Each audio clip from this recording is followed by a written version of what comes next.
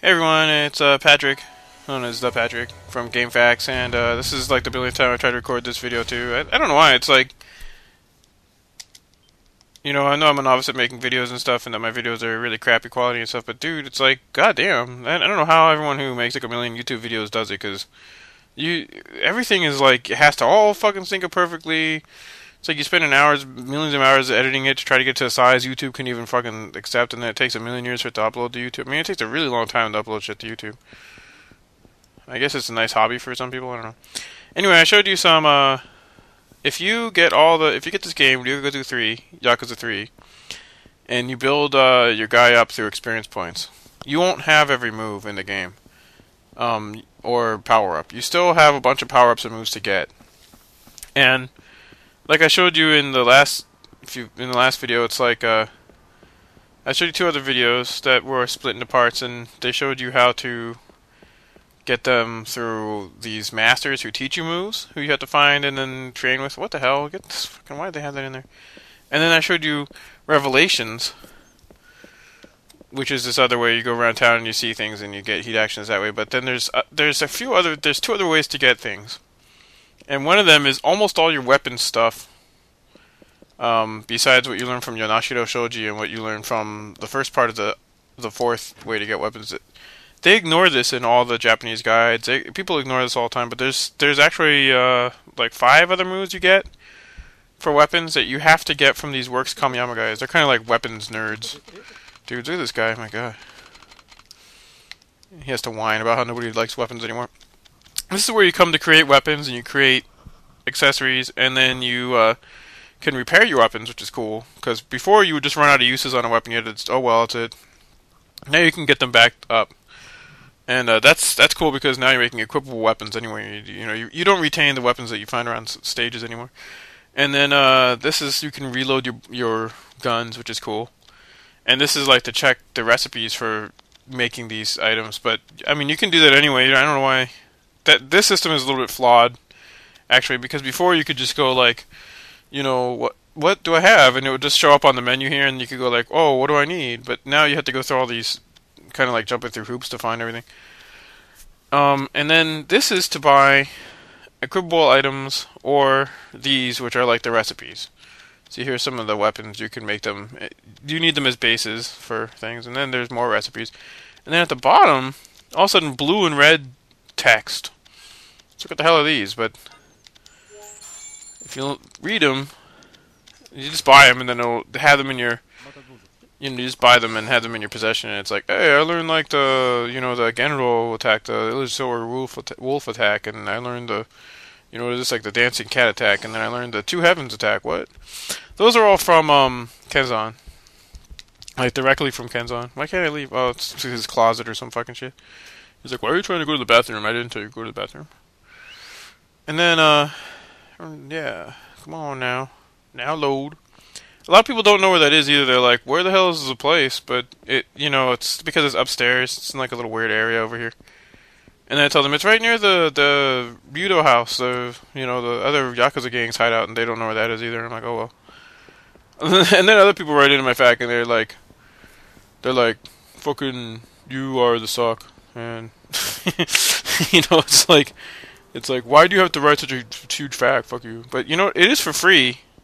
I'm gonna just I know that's like a bad thing to say when you're a GameFAQs author. You're supposed to be like, ooh, you're not supposed to say that. But like, I am doing this for free. It's not like you guys anyone's paying me to fucking make these facts, and these are huge documents too. It takes a billion years to write these things.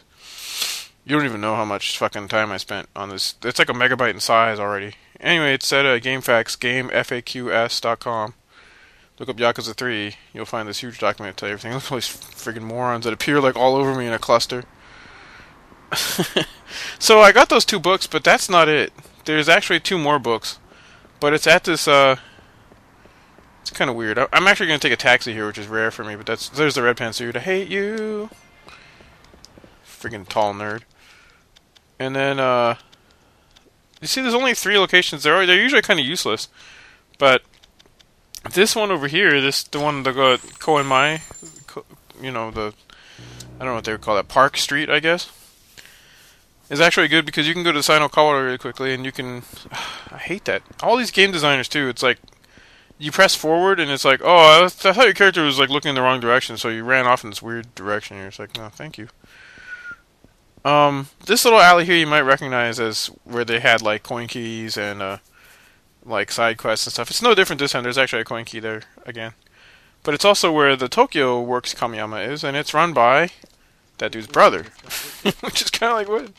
It's like, hey, you guys played Way of the Samurai 3, Samurai 3, which has another. I mean, it has two brothers who are what do you call those things? The blacksmiths in that game too. It's like what? Blue and black. This is blue and black books you're gonna learn. By the way, I'd like to say that I did start writing a fact. All those people who are like, what happened? Now I've learned all the weapons moves except for the one for brass knuckles. I did start writing a fact for Samurai 3, and I got pretty far on it actually, but I never submitted it, and I'd like to apologize to them. I just got sidetracked with all the Ryuu Gotoku age. And it turns out that, like, I spent so much time on this that I'm like, man, I don't know if I'll ever have time to write facts for anything else. I might still upload a fact one day, I don't know. Is this retard? I actually liked that game a lot. Samurai 3 was pretty good. So, there's another way to get moves. And, this is the final way to get moves. It's a little weird, though. This is guy hanging out. Marty! Fuck, we gotta get you back to the future. You know what the hell? It's really heavy, Marty. I mean, what? Think about this guy. Anyway, this is Minamida, and this is like you pay him money, he's like, hey, I got this cool experience for you, and you're like, cool, and then you pay the money, and these guys show up, you're like, oh, is this your experience to fight some fucking dumb thugs who are gonna extort money from me? He's like, no, I had nothing to do with these. Oh no, I just said a really bad word. Oh well, maybe I'll bleep it out. But anyway, I ain't got nothing to do with these retards. So like, that's also bad, man. I can't stop. So I love how he just like kind of hides over there. I'm gonna stand over here and block the alley so you can't escape.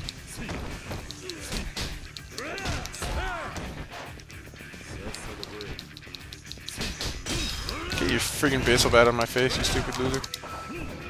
Look at him groveling. Oh no, no, no, no, no. I wonder if I can hit him against the wall. Watch this. Whee! Fucking. Oh no! What's his name? Vega. Oh, what's the hell's his name? And Bison. So, you know, they're like, Jesus Christ. And they leave. And I love that part where the guy's like swatting flies away from his head. And then it's like, he's like, hey, you know what? Anyway, no, I wanted to show you this cool machine I got. It's weird. This dude is like all kind of comical and dumb and goofy, but he actually has something to do with the secret boss this time. The secret boss's story this time was yet another part of the story that was like, what? Although his story never is cool. It's actually bad always, except for in Kenzone where it turned out to be this weird character you would never imagine it to be. And you're like, what? That was pretty funny. And anyway, you get this stupid virtual reality thing. The first time you play it, you're gonna be fighting Tamashiro. What? I don't even know what happened. Now, this is all cool, but you don't have any heat gauge. So, you know, whatever. Once you defeat a boss in the game, you could just come here and check and go like, did he ever get a file of that dude? You know, because it's like, most of the bosses show up. You'll see. Oh, I didn't mean to do that, but hey, cool.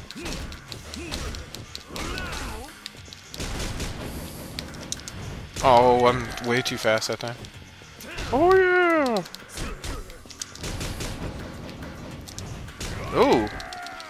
Man, I'm being really sloppy, guys.